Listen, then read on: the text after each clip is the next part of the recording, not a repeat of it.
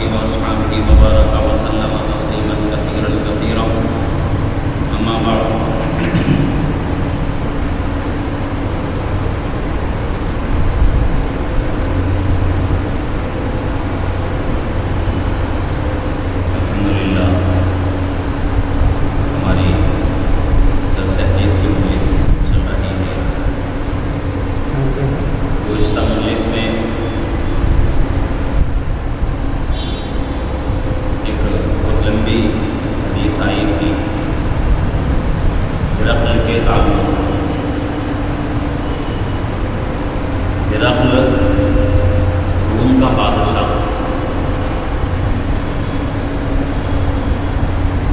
تو اللہ کے نبی صلی اللہ علیہ وسلم کا خط ہرقل کے ہاتھ میں پہنچا۔ حضرت یحییٰ کلبی رضی اللہ عنہ کے واسطے سے تو اسی وقت ابو سفیان جو کہ اس وقت تک ابھی مسلمان نہیں ہوئے تھے، ان کی جماعت بھی وہاں پہنچی تھی، اور وہ جماعت جو پہنچی تھی ان کا مقصد تجارتی مقصد، تجارت کے غرض سے وہ لوگ پہنچے تھے۔ تو اس کے بعد جو ہے خط ہرقل کے ہاتھ میں پہنچا۔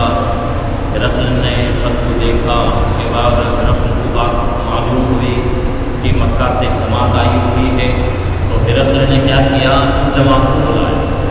وہی جماعت جو حضرت ابو سفیان جو کہ اس وقت تک ابھی مسلمان نہیں ہوئے تھے، ان کی جماعت تجارت کے غرض سے وہاں گئی ہوئی تھی۔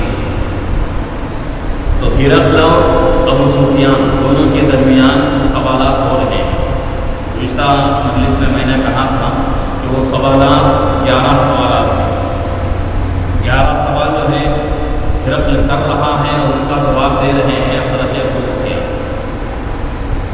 تو ہرقل نے پہلا سوال یہ کیا، تم میں وہ آدمی جو نبوت کا دعویٰ کر رہا ہے، اپنے آپ کو نبی کہہ رہا ہے، اس کا خاندان کیسا ہے، اس کا نسب کیسا ہے؟ دوسرا سوال ہرقل نے یہ کیا، کیا تم میں کسی نے ان سے پہلے ایسا دعویٰ کیا ہے؟ یا تم میں کسی نے، یعنی اللہ کے نبی صلی اللہ علیہ وسلم نبوت کا دعویٰ کر رہے ہیں، تو ہرقل یہ پوچھ رہا ہے کہ محمد صلی اللہ علیہ وسلم سے پہلے تمہارے درمیان کوئی آدمی ایسا گزرا ہے جس نے نبوت کا دعویٰ کیا؟ تیسرا سوال ہرقل کا، اس مدعی نبوت کے آبا و اجداد میں کوئی بادشاہ ہوا ہے؟ یعنی جو آدمی تمہارے یہاں نبوت کا دعویٰ کر رہا ہے اور یہ کہہ رہا ہے کہ میں نبی ہوں، کیا ان کے باپ داداؤں میں کوئی ایسا آدمی گزرا ہے جو بادشاہ ہوا ہو؟ یہ تیسرا سوال۔ اور چوتھا سوال ہرقل کر رہا ہے، کیا شریف لوگ ان کی پیروی کرتے ہیں یا کمزور لوگ؟ یعنی اچھے آدمی اور دنیا کے اعتبار سے دنیا والے جس کو اچھے عزت والا سمجھتے ہیں اور اونچے مرتبے والا سمجھتے ہیں، ایسے لوگ ان کی اتباع کر رہے ہیں یا کمزور لوگ؟ دنیا کے لوگ جن کو عزت نہیں دیتے، دنیا کے لوگوں کے نگاہوں میں ان کی کوئی جو ہے عزت نہیں ہے، ان کا کوئی مقام نہیں ہے، کیا وہ لوگ ان کی پیروی کر رہے ہیں یا اچھے لوگ ان کی پیروی کر رہے ہیں؟ چھٹا سوال، پانچواں سوال ہرقل یہ کر رہا ہے کہ ان کے پیروکاروں کی تعداد بڑھ رہی ہے یا گھٹ رہی ہے؟ یعنی نبی صلی اللہ علیہ وسلم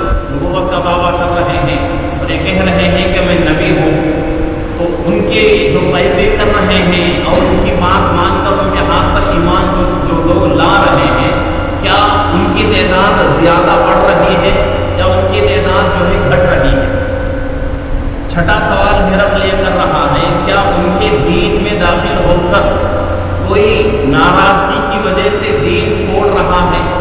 یعنی ایک مرتبہ کوئی آدمی مسلمان ہو جاتا ہے، ایمان قبول کر لیتا ہے، قبول کرنے کے بعد کوئی ناراض ہو کر دین سے اور اس نبی سے ناراض ہو کر اس دین کو کوئی آدمی چھوڑ رہا ہے۔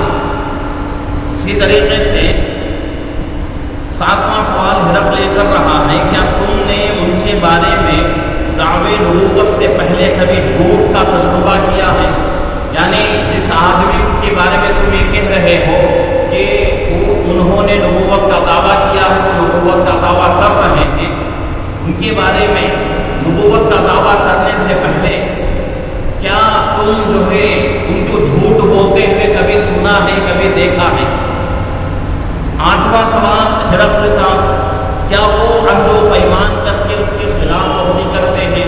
یعنی کسی چیز کی جو ہے ایک مرتبہ کوئی وعدہ کر لیا، کوئی جو ہے کوئی عہد و پیمان کر لیا، تو کیا اس وعدے کی خلاف ورزی کرتے ہیں، اس وعدے کو توڑ دیتے ہیں؟ کیا ایسی چیز تم نے دیکھی ہے؟ نواں سوال ہرقل یہ کر رہا ہے،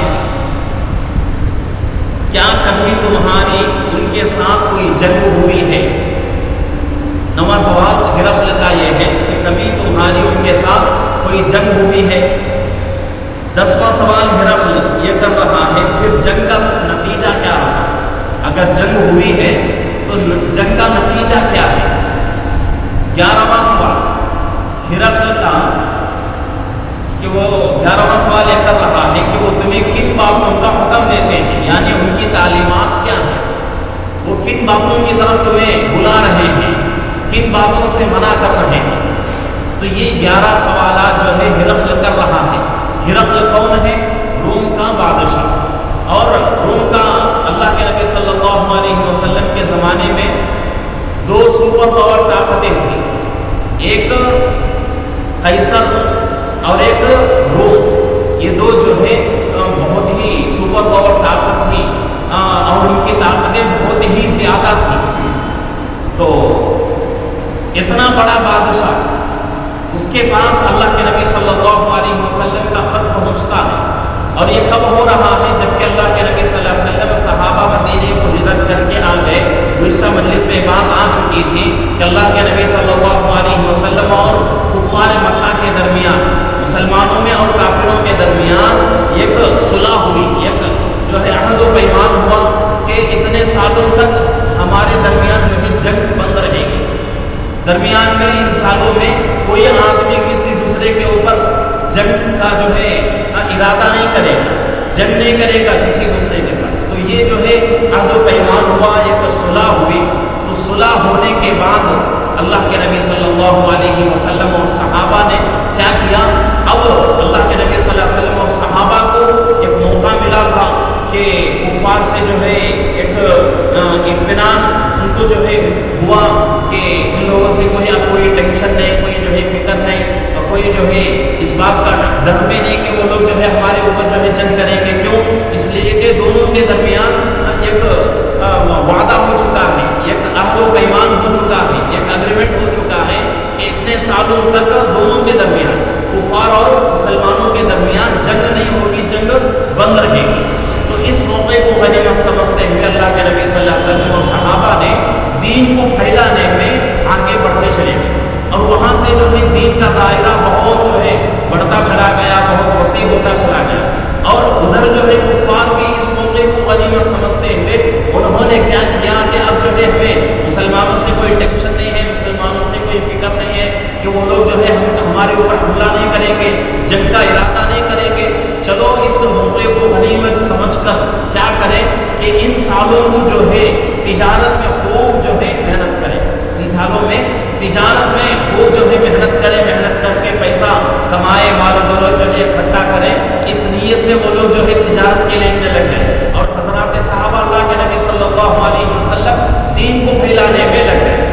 تو اس کے بعد جو ہے اللہ کے نبی صلی اللہ علیہ وسلم بڑے بڑے جو ہے بادشاہوں کے درباروں میں خط بھیجنا شروع کیا کہ اللہ کے نبی صلی اللہ علیہ وسلم، میں محمد ہوں، اللہ کے نبی اللہ کی طرف سے بھیجا ہوا نبی ہوں اور میں جو ہے ایک دین کی دعوت تمہیں دے رہا ہوں، ایک اللہ کی طرف تمہیں بلا رہا ہوں، تو اس طرح جو ہے خط کا مضمون ہوتا تھا۔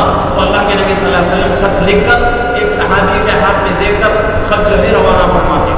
تو اسی طریقے سے شہنشاہ روم یعنی روم کا جو بادشاہ ہے ہرقل، اس کے بعد بھی اللہ کے نبی صلی اللہ علیہ وسلم نے خط بھیجا اور اس خط میں یہی مضمون تھا کہ بھئی میں اللہ کی طرف سے بھیجا ہوا نبی ہوں اور میں حق پر ہوں اور اللہ نے مجھے ایک دین دے کر بھیجا ہے اور ایک شریعت دے کر بھیجا ہے اور اللہ نے میرے اوپر قرآن نازل کیا ہے، تو میں آپ کو جو ہے ہر ایک اللہ کی طرف بلاتا ہوں، آپ دوسرے بتوں کی پوجا کرنا چھوڑ دو، آگ کی پوجا کرنا چھوڑ دو، غیر اللہ کی عبادت کرنا چھوڑ دو، ایک اللہ کی عبادت کی طرف آؤ۔ یہ مضمون اللہ کے نبی صلی اللہ علیہ وسلم کے خط کا تھا۔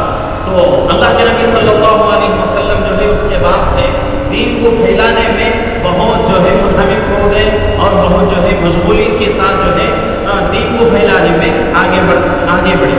تو وہاں سے جو ہے دین کا دائرہ بہت جو ہے وسیع ہوتا چلا گیا۔ اللہ کے نبی صلی اللہ علیہ وسلم اور صحابہ جب تک مکہ میں رہے تو دین کے پھیلنے کا اتنا بڑا ذریعہ پیدا نہیں تھا، اتنا بڑا جو ہے راستہ مسلمانوں کے لیے وہاں صحابہ کے لیے آسان نہیں تھا، کیونکہ مکے میں رہتے ہوئے حضرات صحابہ کے اوپر ہر وقت تنگیاں آتی تھی، پریشانیاں آتی تھی، تکلیفیں آتی تھی، مصیبتیں، اور کوئی اسلام میں آ جاتا، کوئی مسلمان ہو جاتا تو کفار اس کو پکڑ کر اتنا ستاتے تھے، اتنا مارتے تھے کہ اس کی کوئی حد نہیں رہتی تھی۔ تو اس لیے اللہ کے نبی صلی اللہ علیہ وسلم کو حکم ہوا اللہ کی طرف سے کہ نبی جی آپ جو ہے آپ اور اپنے صحابہ کو لے کر جو ہے کیا کرو، مدینے کی طرف ہجرت کر کے چلے جاؤ۔ مدینے کو جانے کے بعد حضرات صحابہ کو کچھ سکون کی جو ہے سانس لینے کا موقع ملا، اور اتنا بھی جو ہے حضرات صحابہ مطمئن نہیں تھے، مکہ سے مدینے کو آ گئے لیکن اتنا بھی زیادہ حضرات صحابہ مطمئن نہیں تھے، اور ان کے دلوں کے اندر یہ بات تھی کہ کہیں جو ہے یہ لوگ جو ہے ہمارے اوپر حملہ کر دیں، کہیں جو ہے یہ لوگ ہمارے اوپر جو ہے جنگ کا ارادہ کر کے ہمارے اوپر حملہ کر دیں تو بہت مشکل ہو جائے گی۔ تو یہ جو ہے ساری باتیں تھیں۔ تو صلح حدیبیہ کے وقت یہ تمام باتیں جو ہے ختم ہو گئی، صلح ہو گئی، تو اس کے بعد حضرات صحابہ جو ہے کھل کر دین کی خدمت میں آگے بڑھنے لگے۔ تو ہرقل اور ابو سفیان اس وقت تک ابھی مسلمان نہیں ہوئے تھے، تو دونوں کے درمیان کچھ جو ہے کچھ دیر جو ہے باتیں ہو رہی ہیں۔ گزشتہ مجلس میں بات آئی تھی کہ ہرقل نے کیا کیا، ابو سفیان کو آگے بلا کر بٹھایا اور ترجمان سے، یعنی روم کا جو بادشاہ ہے اس کو عربی نہیں آتی تھی اور ابو سفیان کو روم کی زبان نہیں آتی تھی، تو دونوں کے درمیان ایک ترجمان مقرر ہوا۔ وہ آدمی ایسا تھا کہ وہ آدمی جو ہے روم کی زبان بھی جانتا تھا اور عربی زبان بھی جانتا تھا، تو ابو سفیان جو بولتے تھے اس کا جو ہے ترجمہ روم کی زبان میں وہ آدمی کرتا تھا، اور روم کی زبان میں بادشاہ جو کہتا تھا اس کا ترجمہ عربی زبان میں ہوتا تھا۔ تو اس طریقے سے جو ایک آدمی جو ہے ترجمان کے طور پر ترجمان کی حیثیت سے مقرر ہوا، تو اس کے بعد جو ہے دونوں کے درمیان ابو سفیان اور ہرقل دونوں کے درمیان جو ہے بات چیت شروع ہو گئی۔ تو ہرقل نے کیا کیا، گزشتہ مجلس میں بات آ چکی تھی کہ ہرقل نے ابو سفیان کو قریب بلا کر بٹھایا اور ان کے جو ساتھی تھے ان کو ان کے پیچھے بٹھایا۔ تو اب جو ہے دونوں کے درمیان بات چیت ہو رہی ہے۔ حضرت ابو سفیان ہرقل جو ہے حضرت ابو سفیان سے 11 سوالات کر رہا ہے۔ 11 سوالات ابھی جو ہے میں نے آپ حضرات کے سامنے وہ سوالات پڑھ کر سنا دیے ہیں کہ ہرقل کے یہ 11 سوالات ہیں کہ ان 11 سوالات کا حضرت ابو سفیان جو ہے جواب دے رہے ہیں۔ پہلا سوال کیا ہے ہرقل کا، تم میں سے اس مدعی نبوت کا نسب کیسا ہے، یعنی وہ آدمی جو نبوت کا دعویٰ کر رہا ہے اس کا خاندان کیسا ہے؟ تو وہ حضرت ابو سفیان کہہ رہے ہیں وہ ہم میں عالی نسب والے ہیں، یعنی ہم میں سب سے اچھا خاندان ان کا اور سب سے جو ہے اچھا نسب ہے ان کا، اور ان سے بہتر خاندان کسی کا نہیں، ان سے بہتر نسب کسی کا نہیں۔ اور ظاہر سی بات ہے کہ اللہ کے نبی صلی اللہ علیہ وسلم نے خود ارشاد فرمایا کہ اللہ نے مجھے جو ہے بہترین خاندان سے پیدا فرمایا ہے۔ تو اللہ نے جب اللہ کے نبی کو بہترین خاندان سے پیدا فرمایا ہے تو دنیا والے اس کا کیا فیصلہ کر سکتے ہیں کہ آپ کا خاندان اچھا ہے، آپ کا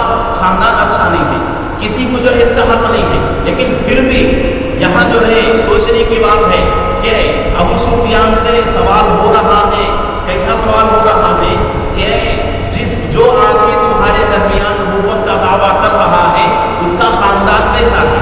अबू सुफियान अभी ईमान नहीं लाए, मौका था उनको झूठ बोलने का, और वो कहते थे कि उनका नस्ब जो है, उनका खानदान जो है कोई अच्छा खानदान नहीं और घटिया खानदान है, बहुत ही जो है खराब खानदान है, कह देते तो कोई मुजाहिरा नहीं था। लेकिन हजरत अबू सुफियान ने झूठ नहीं बोला। क्यों? वजह क्या है झूठ नहीं बोलने की? तो दूसरा मजलिस में ये बात गुजर चुकी थी कि कुफ्फार में एक अच्छी आदत ये थी कि वो लोग जो है झूठ नहीं बोलते थे। कुफ्फार थे, ईमान उनके अंदर नहीं था, इस्लाम की जिंदगियों में नहीं था, वो अल्लाह को एक नहीं मानते थे, अल्लाह के नबी को नबी नहीं मानते थे, फिर भी उनके अंदर एक अच्छी आदत ये थी कि वो लोग जो है झूठ नहीं बोलते थे। झूठ से बहुत जो है उनकी जिंदगियां पाक रहती थी। तो इस वजह से हजरत अबू सुफियान ने वहाँ जो है सच का मुजाहरा किया, सच्ची बात कही और कहा कि वो उनका खानदान और उनका नस्ब जो है हम में से बहुत ही बेहतरीन खानदान है और बहुत ही बेहतरीन नस्ब है उनका। अब दूसरा सवाल हिरक़ल ये कर रहा है, क्या तुम में किसी ने उनसे पहले ऐसा दावा किया है? तुम में किसी ने, यानी आज एक आदमी जो है नबूवत का दावा कर रहा है, क्या इससे पहले कोई आदमी तुम्हारे दरमियान नबूवत का दावा किया है? तो अबू सुफियान कह रहे हैं कि इससे पहले किसी ने भी नबूवत का दावा नहीं किया। अब तीसरा सवाल हिरक़ल ये कर रहा है कि वो आदमी जो नबूवत का दावा कर रहा है उसके बाप दादा कैसे हैं?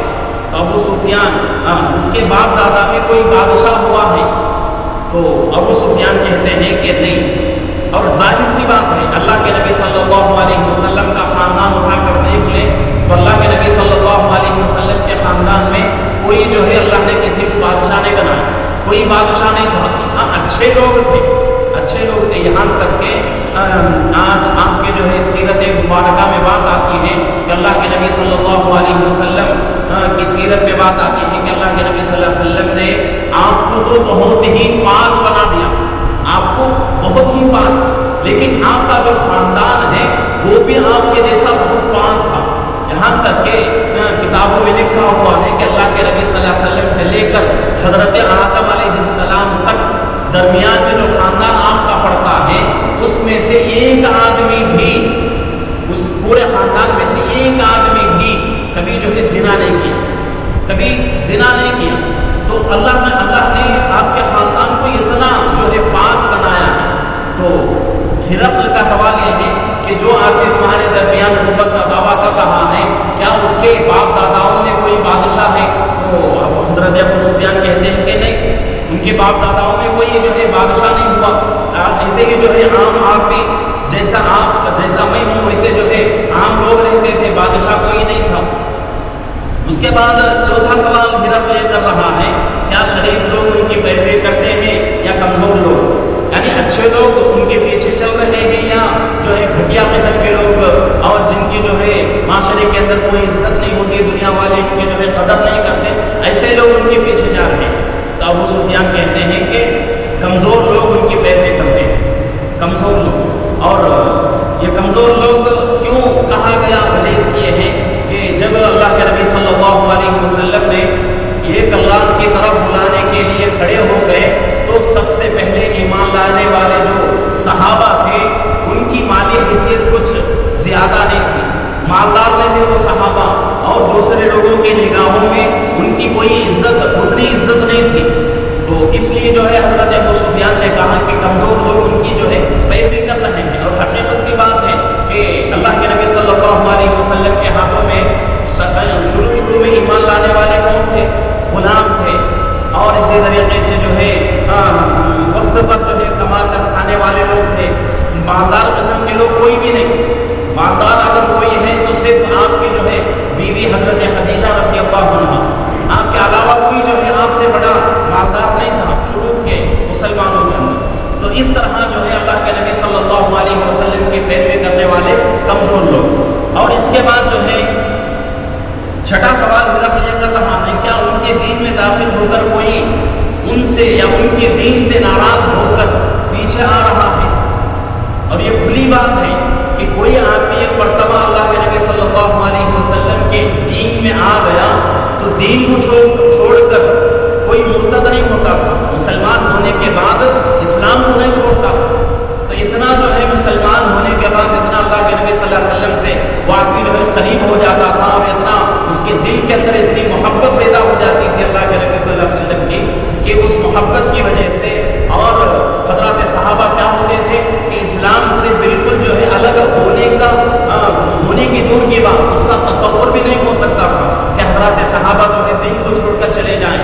تو ہرقل کا یہ سوال ہے کہ ابو سفیان یہ کہتے ہیں کہ کوئی بھی جو ہے ان کے ہاتھ میں مسلمان ہونے کے بعد ان کی شریعت کو ان کے دین کو قبول کرنے کے بعد ان کے دین کو لینے کے بعد کوئی آدمی ان کے دین کو نہیں چھوڑتا۔ ایسے ہی ایک مرتبہ اگر کوئی ان کے دین میں چلا گیا تو پوری زندگی جو ہے ان کے ہی پیچھے رہتا ہے، اس دین کو نہیں چھوڑتا۔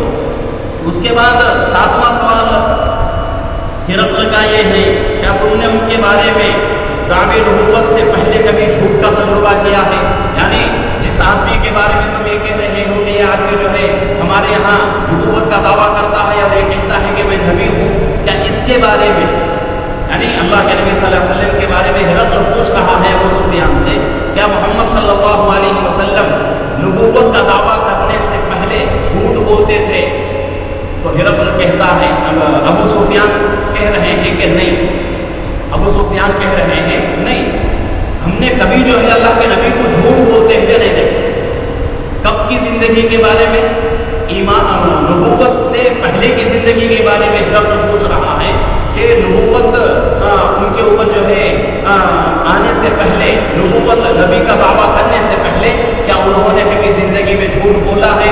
تو ابو سفیان کہتے ہیں کہ کبھی انہوں نے جھوٹ نہیں بولا۔ اب اس کے بعد جو ہے 8واں سوال کیا وہ عہد و پیمان کر کے اس کے خلاف ورزی کرتے ہیں؟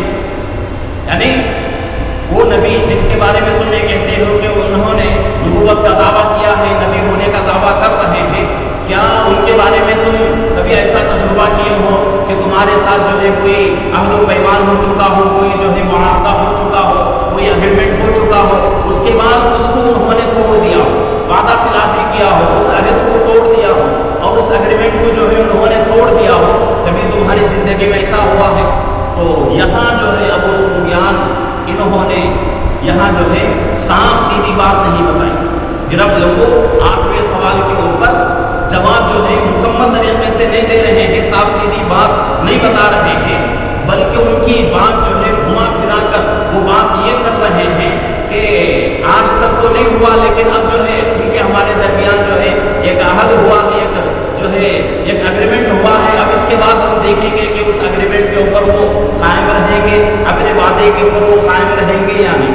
تو یہاں ابو سفیان کو موقع ملا، پہلے سوال سے ہی موقع کے تلاش میں تھے ابو سفیان۔ کیوں؟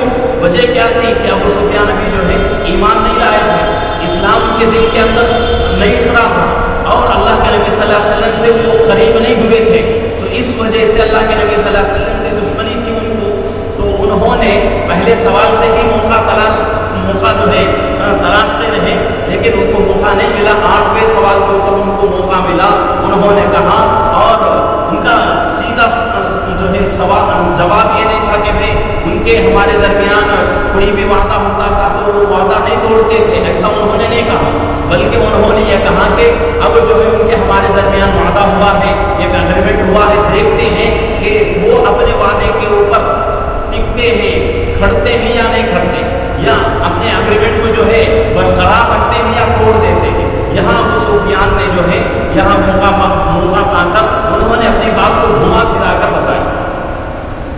اب اس کی وجہ سامنے آئے گی کیوں انہوں نے بتائی اور اس کا جواب ہرقل نے کیا دیا وہ باتیں سامنے آئیں گی۔ تو 9واں سوال جو ہے ہرقل یہ کر رہا ہے کیا کبھی تمہاری ان کے ساتھ جنگ ہوئی ہے؟ کیا کبھی تمہاری ان کے ساتھ جنگ ہوئی ہے؟ تو ابو سفیان کہتے ہیں کہ ہاں جنگ ہوئی ہے۔ کیوں؟ اس سے پہلے یعنی یہ جو واقعہ پیش آ رہا ہے صلح حدیبیہ کے بعد کا، لیکن اس سے پہلے جنگ بدر کا موقع آیا، غزوہ احد کا موقع آیا، تو یہ جو ہے غزوات ہوئے ہیں، جنگ ہوئی ہے مسلمانوں اور کافروں کے درمیان۔ تو ابو سفیان کہتے ہیں ہاں دونوں کے درمیان جنگ ہوئی ہے۔ تو فوراً جو ہے ہرقل جو ہے 10واں سوال یہ کرتا ہے تو جب جنگ ہوئی ہے تو جنگ کا نتیجہ کیا ہے؟ ابو سفیان کہتے ہیں کہ جنگ ہمارے اور ان کے درمیان کنویں کا ڈول رہی، کبھی انہوں نے پانی بھر لیا کبھی ہم نے، یعنی کبھی وہ جو ہے کامیاب ہو جاتے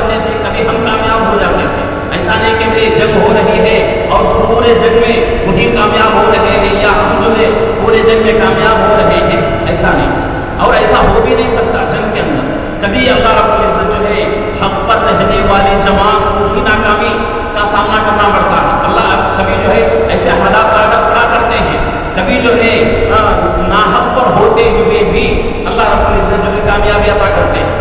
اور جو ناحق پر ہوتے ہوئے بھی جن لوگوں کو جو ہے کامیابی مل جائے وہ لوگ یہ سمجھتے ہیں کہ بھئی ہمیں کامیابی مل گئی ہے تو ہم جو ہے اصل ہم جو ہے حق پر ہیں اور ہماری بات جو ہے صحیح ہے, ہم جو کام کر رہے ہیں وہ بالکل صحیح ہے. ایسی بات نہیں, یہ اللہ کا فیصلہ ہے. اللہ کا فیصلہ ہے کہ اللہ رب العزت جو ہے جس کو کامیابی دینا چاہے دے, جس کو جو ہے ناکام کرنا چاہے ناکام کرے. تفسیر کے اندر جو ہے بات گزری تھی کہ اللہ رب العزت جس کو چاہتے ہیں عزت دیتے ہیں, جس کو چاہتے ہیں ذلیل کرتے ہیں. اللہ کے اختیار میں ہے. اور عزت دینا, ذلت دینا اور یہ عزت کا ذلت کا ملنا دنیا کی چیزوں کے اوپر نہیں رہتا اور دنیا کے جو ہے مال و دولت کے اوپر نہیں رہتی یہ چیز. اللہ جس کو چاہتے ہیں دے دیتے ہیں, جس کو اللہ ذلیل کرے ذلیل, جس کو عزت دے. اگر وہ آدمی جو ہے جھوپڑی میں بھی رہے, اللہ اگر عزت دینا چاہے تو پوری دنیا جو ہے جھٹ مار کر اس کی عزت کرے. اگر کوئی آدمی جو ہے بڑے بڑے محلات میں ہے, بڑا جو ہے مالدار ہے اور وقت کا جو ہے وہ بہت بڑا حاکم بھی بن جائے, لیکن اللہ اس کو ذلیل کرنا چاہے تو کوئی آدمی جو ہے اس کو عزت دے نہیں سکتا. تو عزت کا دینا ذلت کا دینا اللہ کے ہاتھ میں ہے. تو یہاں ابو سفیان کا جواب بھی یہی ہے کہ ہمارے ان کے درمیان جو ہے جنگ تو ہوئی, لیکن اس کا نتیجہ یہ ہے کہ کبھی جو ہے ہمارے ان کے درمیان جنگ ہوتی ہے وہ ایک گھوڑی کی شکل میں, اور کبھی جو ہے ڈول ان کے ہاتھ میں ہوتا تھا اور وہ لوگ جو ہے پانی بھر لیتے تھے, کبھی ڈول ہمارے ہاتھ میں ہوتا تھا ہم جو ہے پانی بھر لیتے تھے.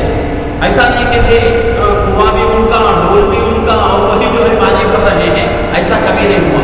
جنگ جو ہے وہ بھی جیتتے تھے, ہم بھی جیتتے تھے, وہ بھی ہارتے تھے, ہم بھی ہارتے تھے. 11واں سوال ہرقل لے کر رہا ہے کہ وہ تمہیں کن باتوں کا حکم دیتے ہیں, کن باتوں کی وہ تمہیں جو ہے تعلیم دیتے ہیں, کن باتوں کی طرف تمہیں بلاتے ہیں. تو ابو سفیان کہتے ہیں کہ ایک اللہ کی عبادت کرو, اس کے ساتھ کسی کو شریک نہ کرو, شرک کی باتیں جو تمہارے آبا و اجداد کرتے تھے ان کو چھوڑ دو, وہ ہمیں نماز کا, خیرات کا, سچ بولنے کا, پاک دامنی کا, عہد و وفا کرنے کا, امانتیں ادا کرنے کا اور صلہ رحمی کرنے کا حکم دیتے ہیں. کتنی چیزیں آ گئی, بہت ساری چیزیں آ گئی, اور یہ پوری چیزیں ہمارے لیے ضروری ہیں. اور اس میں سے آپ جو ہے کسی ایک چیز کو بھی جو ہے اپنی زندگی سے الگ نہیں کر سکتے. کتنی چیزیں ہیں, ایک اللہ کی عبادت کرنا, اس کے ساتھ کسی کو شریک نہ کرو, اور شرک کی باتیں جو تمہارے آبا و اجداد کرتے تھے ان کو چھوڑ دو, اور وہ ہمیں نماز کا, خیرات کا, سچ بولنے کا, پاک دامنی کا, عہد و وفا کرنے کا, امانتیں ادا کرنے کا اور صلہ رحمی کرنے کا حکم دیتے ہیں. 10 باتیں ابو سفیان جو ہے ہرقل کو بتا رہے ہیں. تو یہ 10 باتیں جو ہے اس میں سے ایک بات بھی جو ہے ہم ایک بات کو بھی ٹال نہیں سکتے, اور یہ 10 باتیں ہمارے لیے ضروری ہیں. اگر اس میں سے ایک بات بھی ہماری زندگی سے باہر رہی تو پھر جو ہے ہم سچے پکے اللہ کے نبی صلی اللہ علیہ وسلم کے امتی نہیں کہلا سکتے.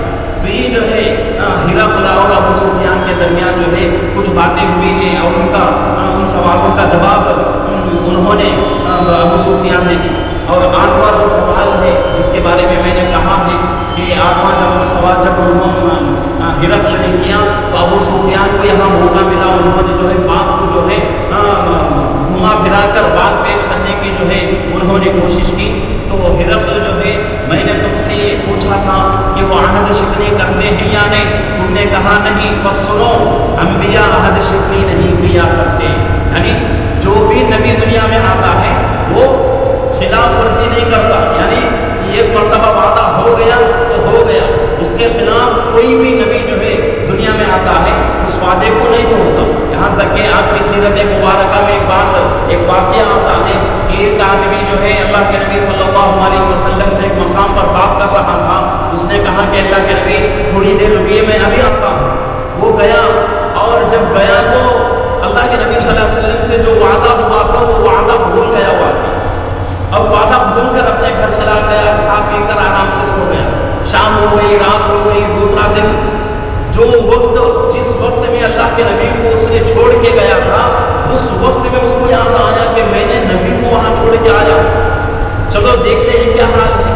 تو وہاں آ کر دیکھا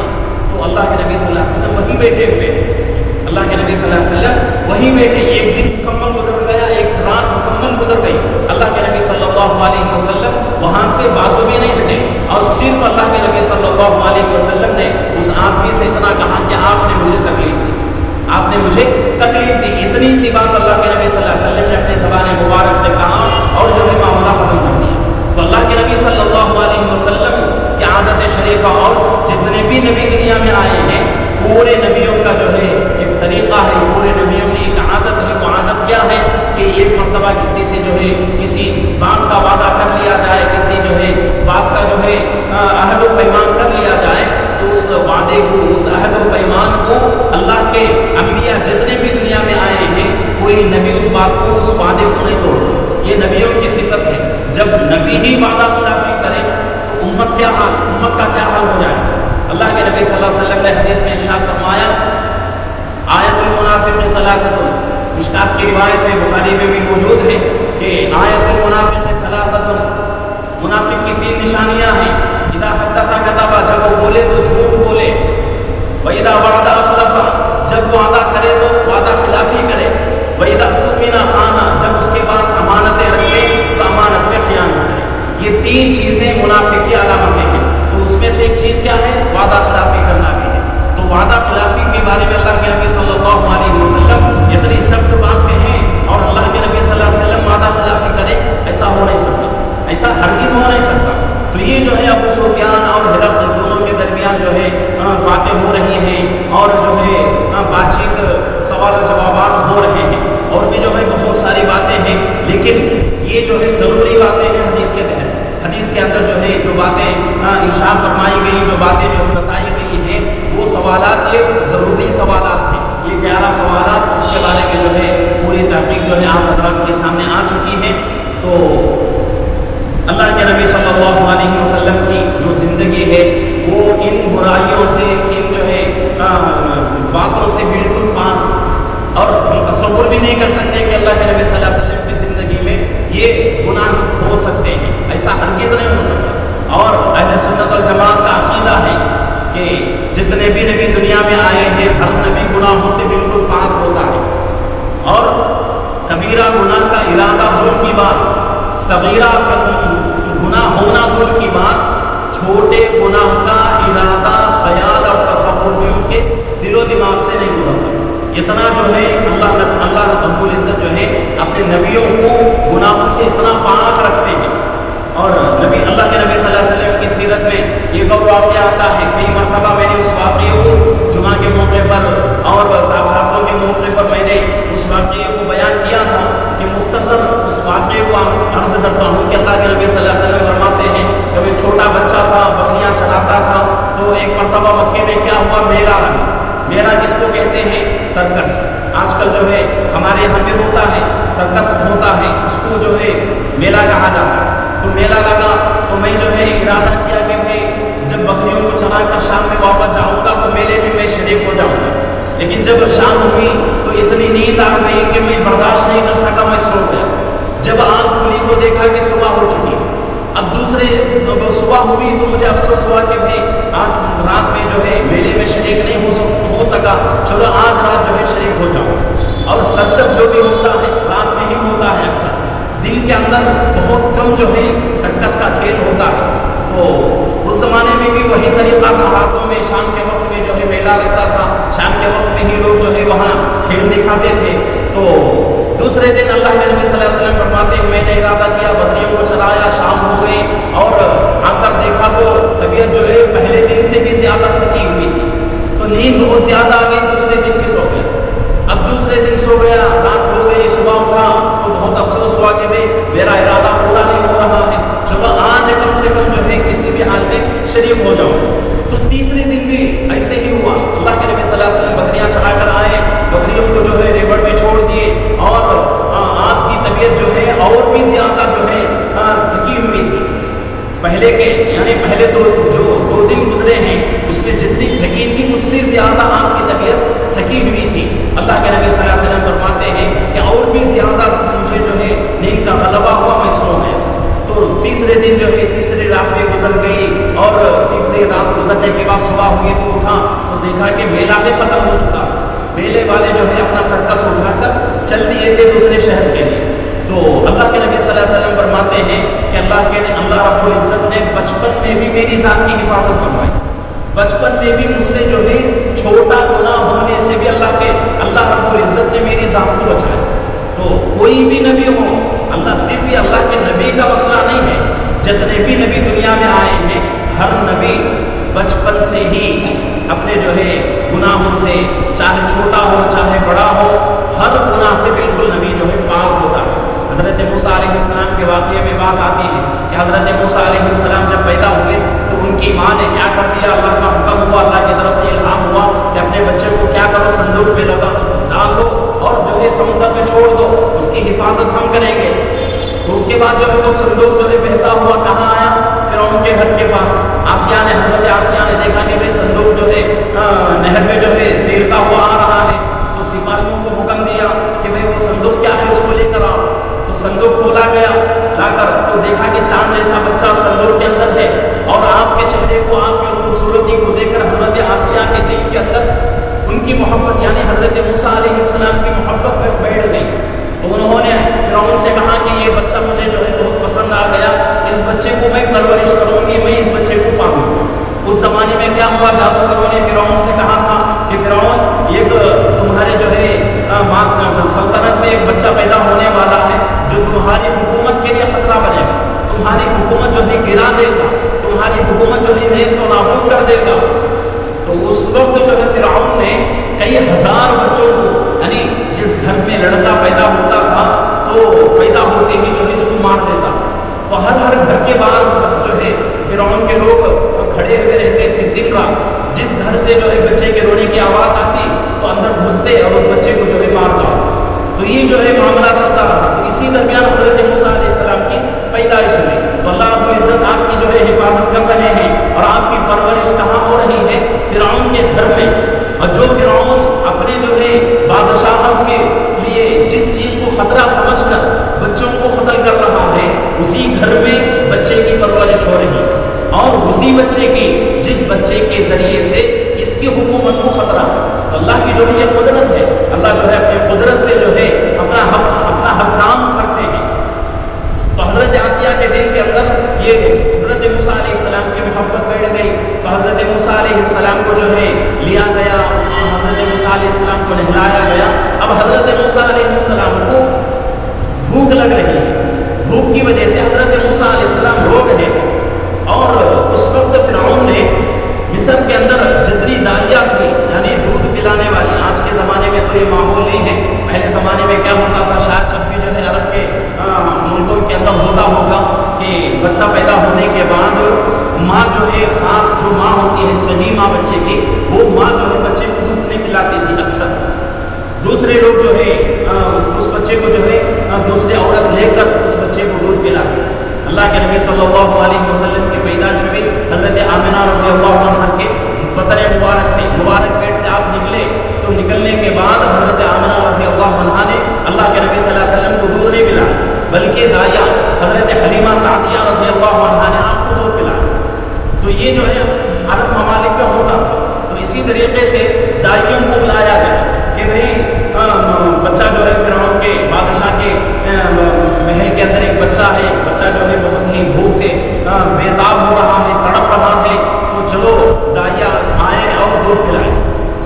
اب ایک ایک عورت لے رہی ہے، بچے کو سمجھا رہی ہے، اور بچے کو جو ہے ہر طرف سے جو ہے پھسلا رہی ہے، اور بچے کو جو ہے دودھ پلانے کی کوشش کر رہی ہے، لیکن حضرت موسیٰ علیہ السلام کسی کا دودھ نہیں پی رہے، کسی کا بھی دودھ حضرت موسیٰ علیہ السلام نے نہیں پیا۔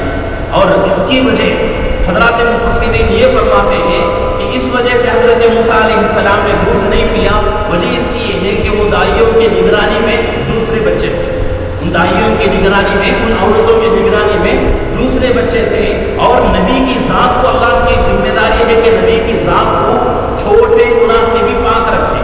تو نبی کی ذات کے اوپر بعد میں آگے کی زندگی میں کسی کی انگلی نہ اٹھے، اس وجہ سے اللہ رب العزت نے حضرت موسیٰ علیہ السلام ابھی بچے ہیں، لیکن ہر عورت جو ہے اپنے چھاتی سے لگاتی ہے دودھ پلانے کے لیے، لیکن حضرت موسیٰ علیہ السلام کسی کا دودھ نہیں پیتے۔ حضرات مفسرین فرماتے ہیں کہ ہر عورت، جو بھی عورت آتی تھی، ہر عورت کے ماتحت ایک بچہ ضرور تھا، تو اس وجہ سے حضرت موسیٰ علیہ السلام نے کسی کا دودھ نہیں پیا۔ اگر کسی عورت کا دودھ پی لیتے تو اس بچے کے ساتھ ظلم کا جو ہے اندیشہ ہو سکتا تھا، ظلم کا جو ہے معاملہ ہو سکتا تھا، بے انصافی ہو سکتی تھی، اور حضرت موسیٰ علیہ السلام کے دودھ پینے کی وجہ سے اس بچے کا پیٹ نہیں بھر سکتا تھا۔ تو اس وجہ سے حضرت موسیٰ علیہ السلام کو اللہ نے اس چھوٹے گناہ سے بھی بچایا۔ اس کے بعد ان کی خود حضرت موسیٰ علیہ السلام کی ماں آئی، اس کے بعد جو ہے حضرت موسیٰ علیہ السلام کی ماں نے اپنے چھاتے سے لگایا اور حضرت موسیٰ علیہ السلام آرام کے ساتھ جو ہے دودھ پینا شروع کر دیا۔ تو نبی کی ذات کو اللہ رب العزت جو ہے اتنا حفاظت کرتے ہیں نبی کی ذات کی، اور نبی کی ذات میں رائی کے دانے کے برابر بھی کمی نہیں ہوتی، رائی کے دانے کے برابر۔ تو اللہ کے نبی صلی اللہ علیہ وسلم یہاں جو جتنی باتیں بیان ہوئی ہیں یہ تو بڑی بڑی باتیں ہیں، اور یہ باتیں کسی نبی کی زندگی میں ہونا نبی کی زندگی کے لیے نقص ہے، نبی کی ذات کے لیے عیب ہے۔ تو یہ چیزیں جو ہے اللہ کے نبی صلی اللہ علیہ وسلم کی زندگی میں نہیں تھی۔ تو ہرقل نے پوچھا کہ تمہارے نبی یعنی جو آدمی نبوت کا دعویٰ کر رہا ہے وہ آدمی تم کو کن باتوں کا حکم دیتا ہے، تو کن باتوں کی طرف تمہیں جو ہے بلاتا ہے؟ تو ابو سفیان نے 10 باتوں کا تذکرہ کیا۔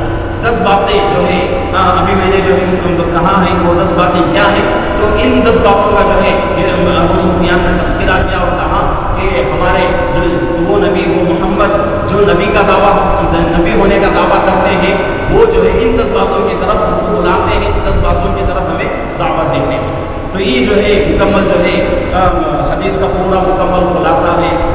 اگر حدیث کا ترجمہ کرتے جائیں گے تو بہت جو ہے لمبا ٹائم لگ جائے گا، اور دوسری مجبوری یہ بھی ہے کہ اس مجلس میں جو بات آ جاتی ہے تو یہ مجلس والی بات آئندہ مجلس میں ہماری ذہنوں میں نہیں رہتی، تو اس لیے جو ہے اس کو پورے حدیث کا میں نے خلاصہ کر دیا تاکہ خلاصہ بھی اگر ذہن میں رہے تو انشاءاللہ حدیث جو ہے اس کا ترجمہ ہلکا سا ترجمہ ہمارے ذہنوں میں رہے گا۔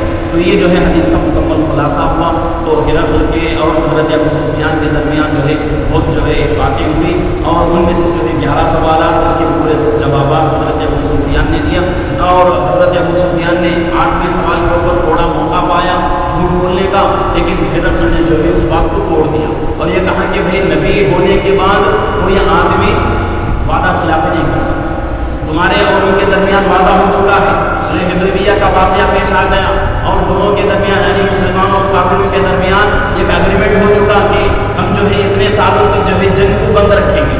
تو اس بات کو لے کر وہ سفیان کہتے ہیں کہ اب ان کے ہمارے درمیان ایک ایگریمنٹ ہوا ہے، تو اب دیکھتے ہیں کہ وہ اپنے بات کے اوپر کتنا مضبوطی کے ساتھ جمے رہیں گے، کیا وعدہ خلافی کریں گے یا جو ہے اپنے بات کے اوپر جمے رہیں گے۔ تو اس بات کے اوپر ہرقل حالانکہ وہ مسلمان نہیں تھا، ایمان والا نہیں تھا، بلکہ وہ آپ کی جو ہے غیر اللہ کی عبادت کرنے والا، اس نے کہا کہ جو بھی نبی دنیا میں آتا ہے کوئی نبی وعدہ خلافی نہیں کرتا، وعدہ خلافی کوئی نبی نہیں کرتا۔ تو ہرقل جو ہے حضرت ابو سفیان کی بات کو توڑ دیا۔ تو یہ چیزیں بھی جو ہے ہماری زندگی میں جو ہے جو چیزیں جن چیزوں کا حضرت ابو سفیان یہاں تذکرہ کر رہے ہیں ان چیزوں کی طرف ہمیں جو ہے ہمارے نبی بلاتے ہیں، تو ان چیزوں کو جو ہے اپنی زندگی میں لانے کی کوشش کرنا ہے۔ یہ 10 چیزیں ہیں، اور یہ 10 چیزیں اگر ہماری زندگی میں آ گئی تو انشاءاللہ سمجھو دین کا بہت سارا حصہ ہماری زندگی میں آ گیا۔ اور میں یہ نہیں کہتا کہ بھئی یہ 10 چیزیں جو ہے مکمل دین نہیں، اس کے علاوہ بھی بہت سارا دین ہے، لیکن اگر یہ 10 چیزیں آ گئی تو انشاءاللہ ان 10 چیزوں کی وجہ سے دین کا بہت سارا حصہ ہماری زندگی میں آ جائے گا۔ تو یہ جو ہے ہماری تفصیل کا ہماری حدیث کا جو ہے خلاصہ ہوا ہے۔ تو آج جو ہے لیلۃ الجائزہ بھی ہے، اور دوسرے افسوس کی بات یہ بھی ہے کہ رمضان ختم ہو گیا، شیطان نکل گیا، لیکن مسجدیں ہماری بے نور ہو گئی۔ یہ ایک نماز سے وہ گزری ہے، ایک ہی نماز گزری ہے، مغرب کی نماز سے جو ہے شوال کی تاریخ شروع ہوئی، عشاء کی ایک نماز گزری ہے، لیکن ہماری مسجدیں خالی ہو گئی۔ شیطان کیوں کہ شیطان نکل چکا ہے نا، اب شیطان جو ہے پوری محنت کرے گا، پوری جو ہے جدوجہد کرے گا، پوری جو ہے کوشش کرے گا۔ تو ہماری ذمہ داری یہ ہے کہ ہم نے رمضان کے اندر جو عبادتیں کی ہیں انشاءاللہ اس کا خود جو ہے نور ہمارے دلوں کے اندر باقی رہے اور اس کو ختم نہیں ہونا چاہیے، یہ ہم کو کوشش کرنا ہے۔ یہ اگر ختم نہیں ہونا ہے تو ذمہ داری کیا ہے ہماری کہ ہم جو ہے اللہ کے گھر کو آتے جاتے رہیں، نمازوں کا اہتمام کرتے رہیں، اللہ کی عبادتوں کے لیے وقت دیتے رہیں، کیونکہ زندگی کیا ہے، زندگی کی کوئی گارنٹی نہیں۔ آج جو ہے انسان 100 سال کی زندگی کی تیاری کرتا ہے، لیکن رات ہونے سے پہلے دنیا سے چلا جاتا ہے۔ 100 سال کی جو ہے تیاری آدمی کر رہا ہے، اور آدمی یہ سوچتا ہے کہ بھئی میں ایسا کماؤں کہ کہ میں بھی خوش رہوں، میں بھی آرام سے کھاتا پیتا رہوں، میرے بچے بھی آرام سے رہیں، ان کے بچے بھی آرام سے رہیں۔ 3-3 4-4 پیڑھیوں کا آج جو ہے انسان خیال کرتا ہے، خیال کر کے جو ہے پوری محنت کر رہا ہے، جبکہ اللہ رب العزت فرما رہے ہیں کہ انما اموالکم و اولادکم فتنہ، کہ مال بھی اور اولاد بھی دونوں چیزیں فتنہ ہیں، آزمائش کی چیزیں ہیں۔ آج محنتیں کر کے کتنی بھی محنت ہم کر لیں، کتنا بھی کما لیں، لیکن یہ کمانے کے بعد کیا ہمیں بھروسہ ہے کہ ہمارے دنیا سے جانے کے بعد بچے جو ہے صحیح راستے پر رہیں گے؟ بھروسہ ہے کسی کو؟ کسی کو بھروسہ نہیں۔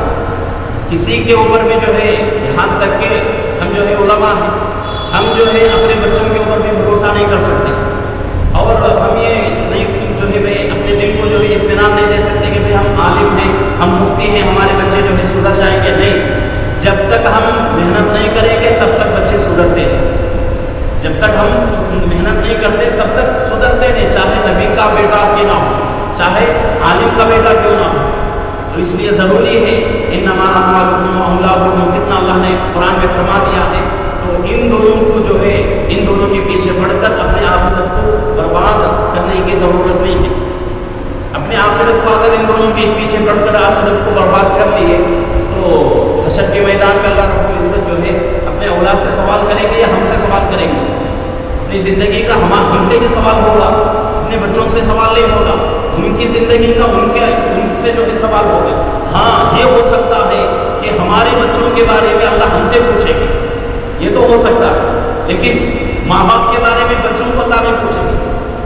تو اس لیے ضروری ہے کہ آج جو ہے ہم محنتیں جو کر رہے ہیں، کتنی محنت کر کے ہم جو ہے پیسہ کما رہے ہیں، مال و دولت جو ہے اکٹھا کر رہے ہیں۔ اور ایک بات، چھوٹی سی بات میں یاد کروں کہ آج ماحول ہمارا اتنا جو ہے خراب ہوتا جا رہا ہے، اتنا خراب ہو چکا ہے کہ ایک آدمی جو ہے کسی کا انتقال ہو جائے تو انتقال ہونے کے بعد قرآن یہ کہتا ہے کہ اس کا جو مال ہے وہ پورا مال اس کا نہیں، وہ مال اب اس کا نہیں، اس مال میں بہت سارے حصے دار آ جائیں، بہت سارے حصے دار، اس کے بچے بھی ہیں، بھائی بہن بھی ہیں، اور ماں باپ بھی ہیں، اور اسی طریقے سے چچا بھی ہیں۔ تو یہ تمام لوگ جو ہے حصے میں آئیں گے، اور وراثت کا مسئلہ اگر کسی کو سمجھ میں آ گیا، وراثت کا مسئلہ اگر کسی کو سمجھ میں آ گیا تو کوئی آدمی دنیا کا، کوئی مسلمان جو ہے دنیا کے پیچھے نہیں جائے، کوئی بھی آدمی دنیا کے پیچھے نہیں جائے۔ ہم دنیا سے جائیں گے تو ہمارا 1 روپیہ بھی دنیا میں باقی نہیں رہے، لینے والے اتنے ہیں، اور ماحول ایسا ہے کہ جس گھر میں جو ہے بڑے لوگ رہتے ہیں، جو لوگ بڑے لوگوں کو پالتے ہیں وہی لوگ لے لیتے ہیں، یہ جو ہے الگ بات ہے، یہ بے انصافی ہے، ظلم ہے۔ لیکن قرآن نے کچھ لوگوں کو جو ہے، کچھ لوگوں کا حصہ متعین کر دیا ہے کہ اگر بیٹا ہو تو اتنا حصہ، 2 بیٹے ہوں تو اتنا حصہ، 3 بیٹے ہوں تو اتنا حصہ، بیٹوں کے ساتھ بیٹیاں بھی ہوں تو اتنا حصہ، بھائی ہو تو اتنا حصہ، بھائی کے ساتھ بہن بھی ہو تو اتنا حصہ، ماں باپ ہو تو اتنا حصہ۔ تو یہ تمام حصے جو ہے شریعت کے اندر متعین ہے۔ اور اگر وہی جو بات میں نے ابھی جو کہی ہے کہ وراثت کے بارے میں اگر کوئی مکمل طریقے سے اگر مسئلے کو سمجھ گیا تو کوئی آدمی جو ہے اللہ کے حکم کو توڑ کر دنیا کمانے کے پیچھے نہیں جائے، سچی بات ہے۔ اور چیلنج کے ساتھ میں کہہ رہا ہوں کہ کوئی آدمی جو ہے دنیا کے پیچھے نہیں بھاگے، اور دنیا سے اتنے آدمی کو نفرت ہو جائے گی اور اس کے دل کے اندر اتنی جو ہے قدرت آ جائے گی کہ بھئی اتنی محنت میں کروں، محنت کر کے دوسروں کے حوالے کیوں کروں، اتنی محنت کیوں کروں میں دوسروں کے لیے، چلو اتنی محنت جو ہے اپنے آخرت کے لیے کر لوں تو آخرت کے لیے گوشہ تیار ہو جائے گا، آدمی جو ہے اللہ کی طرف پلٹ جائے۔ تو آج جو ہے ہم دین کے جو ہے باتوں سے بہت دور ہیں، دین کا علم ہم کو کچھ بھی نہیں، دین کا علم ہم کو کچھ بھی نہیں۔ آج ہمیں جو ہے اپنی نمازوں کا مکمل علم نہیں ہے، اتنا جو ہے ہم کمزور ہیں۔ تو اس لیے جو ہے تمام ساتھیوں سے گزارش یہی ہے کہ رمضان میں ہم لوگوں نے جو ہے جو محنتیں کی ہیں، رمضان میں روزے رکھے، تراویح پڑھی، نمازوں کا اہتمام کیا، ذکر اذکار کیا، قرآن کی تلاوت کی، تو اس کی جو ہے چنگاری دلوں کے اندر باقی رہتی ہے۔ اور یہ چنگاری اب جو ہے عید کے بعد جو ہے اس کے اندر کمی ہوتی جو ہے وہ چنگاری ختم ہو جائے گی۔ تو اس لیے اس چنگاری کو ختم ہونے سے بچائیں اور اس چنگاری کو اپنے دلوں میں باقی رکھیں، اللہ کے گھر کو آتے رہیں، نمازوں کا اہتمام کریں، اور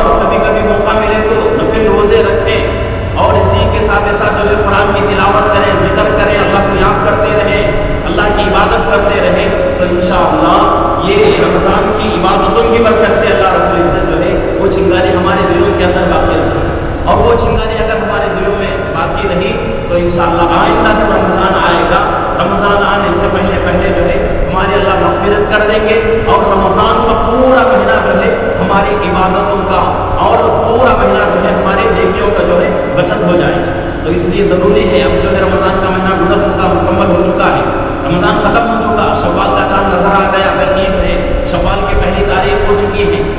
तो आज इतना मजमा है, कोई जो है दावे के साथ ये कह सकता है कि भाई रमज़ान में मेरी मग़फ़िरत हो चुकी, किसको गारंटी है अपनी इबादतों पर, किसको जो है गारंटी है अपने दुआओं के ऊपर कि अल्लाह ने मेरी दुआ को कबूल कर लिया, मेरी मग़फ़िरत। तो इस आलम में इस जो है जो इस हालत में हमारी ज़िंदगियाँ हैं, इस हालत में हम जो है ज़िंदगी गुजार रहे हैं, तो इन हालात में हमारे लिए ज़रूरी यही है कि हम जो है अल्लाह की तरफ ज़्यादा तवज्जो दें, अल्लाह की इबादतों के लिए वक्त दें, और दीन का इल्म सीखने की कोशिश करें, मसाइल को जो है पूछ कर जो है उसको अपनी ज़िंदगियों में लाने की कोशिश करें। और ये चीज़ बहुत ज़रूरी है। इससे पहले भी मैंने कहा था कि फितनों का ज़माना शुरू हो चुका है, फितनों का ज़माना शुरू हो चुका है। अगर फितनों के ज़माने में उलमा से दूरी इख्तियार हो गई उम्मत की, तो उम्मत की ईमान की कोई जो है गारंटी नहीं है, उम्मत का जो है बेड़ा पार नहीं हो सकता, उम्मत जो है कामयाब नहीं हो सकती। तो फितनों के ज़माने में उलमा से जो है अपना ताल्लुक़ मजबूत रखें, और हर बात हर मसला जो है उलमा से जो है राब्ता करके अपना हर काम करने की कोशिश करें। माशाअल्लाह बहुत सारे लोग हैं हमारे शहर के अंदर भी कि छोटी छोटी बात के लिए जो है फ़ोन भी करते हैं और राब्ता करते हैं और मसला पूछते हैं। अल्लाह जो है उनकी ज़िंदगियों में, उनके इल्म में बरकत अता फरमाए। तो आप लोगों से भी मेरी यही गुजारिश है कि आप लोग भी जो है अपने तमाम जो है चीज़ों के ताल्लुक़ से, तमाम जो है कामों के ताल्लुक़ से उलमा से राब्ता रखें, और उलमा से जो है हर चीज़ पूछ कर करने की कोशिश करें। तो इंशाअल्लाह इससे जो है फ़ायदा बहुत होगा। क्या फ़ायदा होगा? जो भी इबादत हम करेंगे तो इंशाअल्लाह वो इबादत हमारी मुकम्मल हो जाएगी, वो इबादत हमारी मुकम्मल हो जाएगी। भाई हम इबादत के लिए वक्त भी दें और वो इबादत अल्लाह के यहाँ कबूल भी ना हो तो क्या फ़ायदा। नमाज हम पढ़ने के लिए आते हैं और दुकान छोड़ते हैं, घर छोड़ते हैं, मुलाजमत छोड़ते हैं, अपना सब कुछ छोड़ के नमाज के लिए आते हैं, और नमाज के लिए आधा घंटा हम देते हैं एक नमाज के लिए। इतनी सारी कुर्बानियाँ देकर अल्लाह के घर में आए, लेकिन नमाज अल्लाह के यहाँ कबूल ना हो, तो ये सारी मेहनतें क्यों, ये सारी जो है कुर्बानियों का क्या फ़ायदा होगा। तो इसलिए जो है हर बात जो है उलमा से जो है राब्ता करके, उलमा से जो है पूछ के जो है अपनी इबादतों को जो है मुकम्मल बनाने की कोशिश करें, और अपना हर मसला जो है उलमा से। और मेरी हर जो है मर्तबा यही गुजारिश आपसे होती है कि मेरा ये कहने का मतलब ये नहीं कि भाई आप तमाम जो है मेरे से ही जो है मसला पूछे, ऐसी बात नहीं। आप जिसके ऊपर आपको इत्मीनान हो, जिसके ऊपर आपको यकीन हो कि भाई फलाने आलिम जो है हमारे बेहतरीन रहबरी करेंगे, फलाने आलिम जो है हमारे लिए मसला बेहतरीन जो है वजाहत के साथ बयान करेंगे, तो आप जो है उनसे राब्ता करें और उनसे जो है मसले पूछ कर, और हर मसला जो है छोटा हो बड़ा हो, हर मसला पूछ कर जो है अपनी इबादत को मुकम्मल करने की कोशिश करेंगे इंशाअल्लाह। अल्लाह सबको अमल की तौफीक अता फरमाए, और उलमा से जो है जितना हो सके उलमा से जो है अपने रिश्ते को मजबूत करें। और हमारे शहर का हाल जो है बहुत ही बिगड़ता जा रहा है, दूसरे शहरों में अल्हम्दुलिल्लाह बहुत जो है माहौल है, उलमा से जो है लोग करीब होते हैं, उलमा से जो है अपना ताल्लुक़ मजबूत रहता है लोगों का। लेकिन अपने शहर की बात मैं कर रहा हूँ कि शहर के जो है लोग जो है कुछ लोग, और ये भी नहीं कि पूरे ऐसे हैं, लेकिन कुछ लोग ऐसे हैं कि जो उलमा से जो है बिल्कुल कटे हुए हैं, और वो लोग जो है दूसरों को भी जो है बरकराने की कोशिश करते रहते हैं, और दूसरों को भी जो है भटकाने की कोशिश करते रहते हैं। अगर कभी कोई मसला ऐसा आपके सामने आ जाए, किसी जो है आलिम के बारे में कोई तबसरा आपके सामने हो, तो आप जो है या तो उस बात को जो है खामोश कर दें उस आदमी को, या तो फिर जो है उस मजलिस से उठकर चले जाएं। यही दो रास्ते आपके लिए बेहतर है। तीसरा रास्ता, कोई रास्ता आपके लिए बेहतर नहीं। या तो आप जो है अच्छाई से उस आदमी को खामोश कर दें, या तो फिर जो है मजलिस से ही उठकर चले जाएं। ये हमारे लिए बहुत ही बेहतर है। अमल करेंगे इंशाअल्लाह।